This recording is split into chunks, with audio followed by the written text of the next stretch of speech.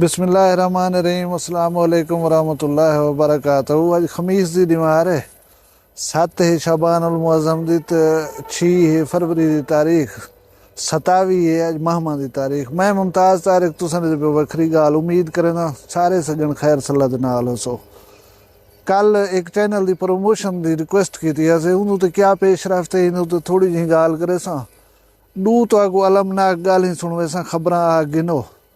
तो वाला जायदा गिनसूं थोड़ा जहाँ कि कदामत पसंदी सारी जहालत बेशऊरी कदम मुकसी असा ऐसे काम कर वूँ कि दुनिया के मूँह दिखाने दिन से रहते तुसा वीडियो के नाल रसो। लेकिन गुजारिश ये है कि अगर पहली दफ़ा आयो चैनल वखरी गाल तो एक कर गिनो सब्सक्राइब वाला आके मैं वीडियो शुरू करना पाया।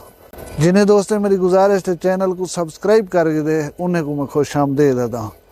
कल असा एक चैनल फलक मुंतहा दे प्रमोशन की तो रिक्वेस्ट की दसिया से कि फैमिली सर्वाइवल की जंग लड़ती पई है।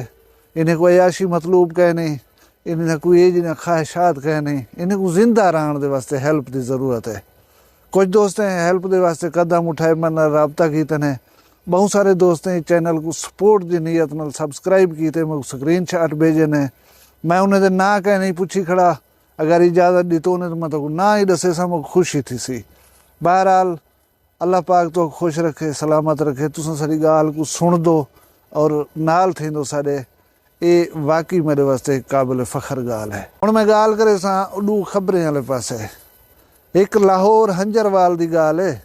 एक खातून है उनको बहुत सारे साल थे गन शादी की हुए उनको औलाद ना ही थी दी।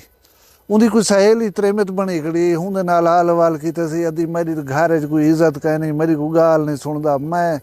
तंग हाँ, मैं को अल्लाह औलाद नहीं देता, मैं को औलाद थी पवे तो मेरी कदर इज्जत घर दे विच बन पवे हा। इवें बे हाल वाली त्रेमित को दितन सी। वो सहेली भी आदि अद्धी तुआडे उत्ते हो सी जादू। मैं कुछ इल्म रखदी हाँ, मैं को नज़र दे कि तुआडे उत्ते जादू है और तेरे पे दी जिंदगी भी खतरे दे विच है। तू तो सिर्फ औलाद गुले नहीं वधी। मैं को तो ये लगदे कि यह पे दा छा ही जरिए खसवा बस है त्रेमे दे पेरें जो भयानक थी गई हूँ कि मैं तो औलाद को चढ़ा गुले नहीं वधिया मैं ये तो पे ही वेंदे हुण ये क्या थी सी।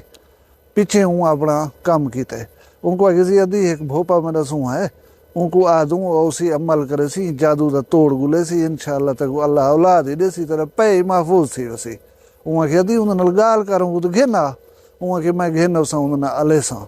भला 3-4 झाड़ियों के बाद वाला ये उनको आगे सी अद्धी उन्हें कोई शर्त है अमल करे सी। अमल के दौरान उनको 7 बकरे चाहिए जे वो अमल के इस्तेमाल थी सन। भला एक वच्छा ही उनको चाहिए है। वच्छे के अलावा 7 तोले सोना उन्दे को रखे सूँ पड़ गुड़ करे सी अपनी। असा ये चीज़ा चाह के ना वेसूँ असा तय को दी वेसूँ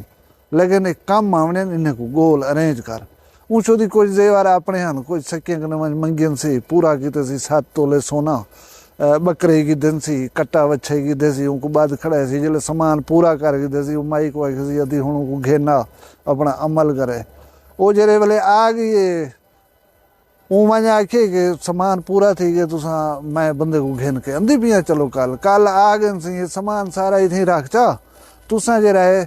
कहीं बे हमसाए ते घर चले वञो ये अमल करे सन ताकि अमल दौरान ना इन नाल कोई अलावे ना खलल थी वे ना ते अमल जे रहे वो मुतासर थी वसी। उन्हें आखे ठीक है वो अपना गहन पाए हूँ डिठे जरे वेले समान ही सारा आ गए घर ही कोई कह नहीं वदा कोई कहो केड़ कह नहीं उन्हें अपना सारा समान चचा ते घर दे विचों गुम। हुण वो नाल वाले घर दे विच बैठन ते केरे वेले भोपा पीर सॾे असांखो त असां वञूं अमल मुकम्मल करे बैठे बैठे पीर होवे हा त उन को सॾे हा कक थी करे जहिड़े वेले घर आहिनि न सोना लाथा न बकरे खड़े आहिनि न वच्छा खड़ा हा हर शइ चईंदा त उहो अपना फुर थी गए।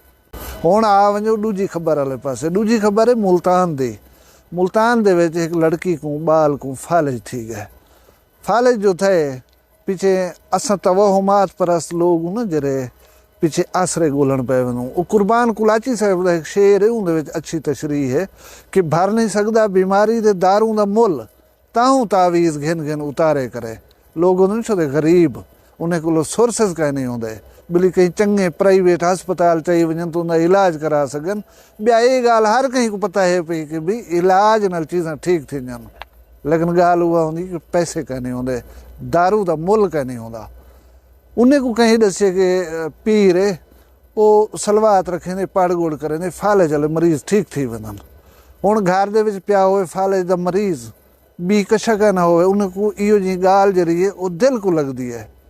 कि काश कोई इहो जा बंदा आ वञे, कोई अमल करे तो साडा बंदा उठी करे तो ध्रुकण भॼण पाए वञे। भला सियाणे दी मिसाल ही एक रूली अलग ॻाल्हि ही हुंदे पिछे उहो गलप समझ गिनो उन के हूँ पीर को सॾो पड़ गोड़ करे साडे बंदे को ठीक करे। उन के ठीक है असां उन को सॾे पियूं सॾे ने साॾे कराई ते जहिड़े वेले आए पीर साहिब उनको टुकुर पाणी खवाए ने चाह शाह ख़िदमत की थी वॾे ज़ोर दी। पीर आखे मैं अमल करे सा रात दा मरीज तो मैं एक कमरे च रहासूं तुसां जरा एडे ना आओसो मैं अपना अमल करे सा पड़ गुड़ करे सा इंशाअल्लाह तो मरीज टुरदा वदाओसी सवेरे। उन्हें के ठीक है 9 वजन 10 वजन रात दे कला कमरा हा वो छुएर जरिए सुती पई घर दे विच हाई तो छोदी फालज दी मरीज ऊ क्या मुजाहिमत करनी है कुछ करना हा वो बदबख्त पीर उनकी इज्जत लुट गई है उनके नाल रैप करे ना कराई उनकी जेरे वेले हालत बिगड़ी है खराब थी है पता केड़ा वेला रात दा उनको सटेंदा द्रुक्यत गए पिया सवेरे वो आयन बली मरीज सदा टुरदा फिरदा वदा होसी उथा गए तो उसकी बाल दी हालत ही खराब थी पी है। भला कीते ने पीर दा पता बस वो उथा होंदा फिलानी जा होंदा फिलाने वास्ते सड्या से दे दूं जो बैठे था इन्हें लोगों के टिकाने हेक तो कहीं नहीं होंगे कहीं बोले कित होंदन वारदात की वत गया गोल गोल खड़ थे कोई पता कहीं नहीं लगा। हुण तुआरे सुनण दे विच एडू खबरां होसन लेकिन एडू खबरां नहीं एडू साने हैं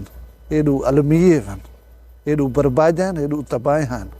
और इनकी वजह क्या है सारी तवाहुम परस्ती असाडा शोदापन असाडी लाइल्मी कम फहमी असां कदीम ही दे उते खड़ूं थे कि भाई चिता गुता पाट वञे तो जख़म दे मिर्चा जा सटो लूण चा सटो चीरा चा ॾियो ई चा करो ऊँ चा करो फिलाना पीर पढ़दे कुछ सॾो ऊँ पढ़ गुड़ चा करो इन चीज़न दे असां आ वञूं हिन वास्ते कि सोर्सिस असां कोल नाकाफ़ी आहिनि। अगर असां कोल पैसा होवे कहीं चंगे हस्पताल वञण दा कहीं चंगे डॉक्टर दी फीस भर सकदे हूँ महंगे टीके या गोलियां अफोर्ड करंदे हूँ तो असीं ज़रूर वेसूं लेकिन ये महरूमिया जहिड़े आहिनि असांखे ग़लतियां करवा गॾजनि। ये साइंस दा दौर है जरा ये मॉडर्न दौर है जरा ये सोशल मीडिया है जरा असांखे इहो जा ख़बर बेशुमार सुणवेंदे भला असां जंहिं लोग ही तुहां जरा है ना सुझवेंदू खड़े हर वेले ॾसेंदू किथां ई कोई इहो जा इंसिडेंट थी वञे तो ये हाल हवाल तुसां तक होंदन पाए थोड़ा जा गौर फिक्र कीता करो आदे थे त्रेमती ॻाल्हियां वञनि हुण कल्ला त्रेमती ना काम नहीं होंदा आखिर जहिड़े घर दे विच जहिड़े कम थींदे पवंदन जवाने कोई पता होंदा होसी पिया लेकिन इन चीज़ें को थोड़ा जा सोचण की ज़रूरत है असांको अपने जहन जहिड़े ना वो जदीद बनावणे पवसन असांको मॉडर्न थी वञणो पवसी। वैसे असां दुनिया दे कहीं कोने दे कोई नवा फैशन देखूं वो ठहंदे भावें नहीं ठहंदा असां अपनावण दे विच हिकु मिंट लेसूं सी नवा फैशन है फिलाना इहो जे कपड़े पाती वदा मां इहो जे पैसा वो जिमें लाहौर दे विच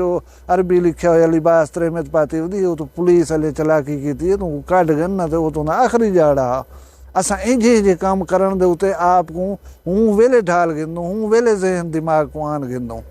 लेकिन ये जड़े जड़े साने ये जड़े भेड़िए वदन थे जाली पीरेंदे सागू ड्रामे दसेंदे कहीं नहीं सुनवेंदे कहीं नहीं असां ये खबर कहीं से पढ़दे ये लुट फुर करण वाले लोग जड़े हैं शायद जे ते असांजे ॻाल्हि वधेरा असन इन धंधा चलदा रहे वसी चलाक थी वो अपना ख्याल रखो जहन दे विच हर ॻाल्हि को सोचते कोई कदम उठाया करो। अल्लाह मौला तुहाडी इज़्ज़त सलामत रखे तुहाडे माल रिज़्क दी खैर करे कोई लुटेरा कोई फराटिया तुहाको तकलीफ़ न पहुँचा सके अपना ढेर सारा ख्याल रखाए मैं को दुई याद रखाए जींदे होसूं कल मिलसूं ॿी कहीं वखरी ॻाल्हि नाल फ़िलहाल मैं ॾियो इजाज़त अल्लाह हाफ़िज़। वखरिया गाली वखरा चैनल सराइकी वसीब दे सच्ची रंग तुहाडे अपने यूट्यूब चैनल वखरी गाल दे संग वखरी गाल को यूट्यूब ते सब्सक्राइब करो ते नाल नोटिफिकेशन बिल ऑन करेंदे हुए आल करा ना बुलाए।